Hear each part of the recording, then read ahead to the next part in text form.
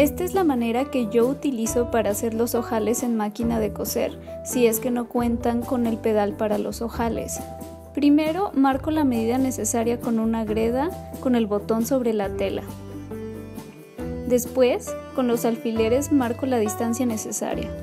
Ponemos la puntada de la máquina y el número para empezar el ojal. En este caso yo prefiero empezar con el número 2 en lugar del número 1 debido a que no cuento con el pedal del ojal. De lo contrario comenzaría con los puntos marcados por la máquina. Acomodaremos la aguja de la máquina acorde con el primer alfiler del inicio del ojal. Una vez acomodado con el pie hacia abajo, vamos a remover el primer alfiler.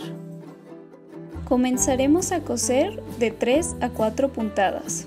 Giramos a la siguiente puntada, en este caso el número 1. Al irnos acercando al siguiente alfiler lo quitamos y memorizamos el lugar.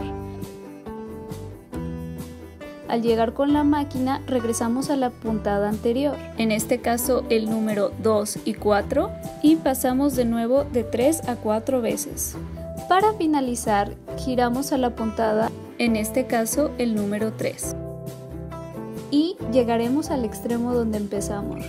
Recuerden que al hacer los cambios la aguja de la máquina debe estar arriba y no dentro de la tela.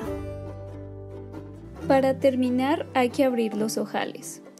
Habrá que poner un alfiler al inicio de la costura del ojal y otro alfiler al final de la costura del ojal.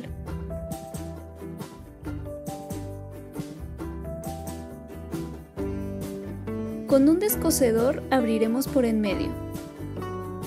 Los alfileres servirán como limitantes para no pasarnos de la apertura. Espero les haya gustado, por favor suscríbanse para más videos.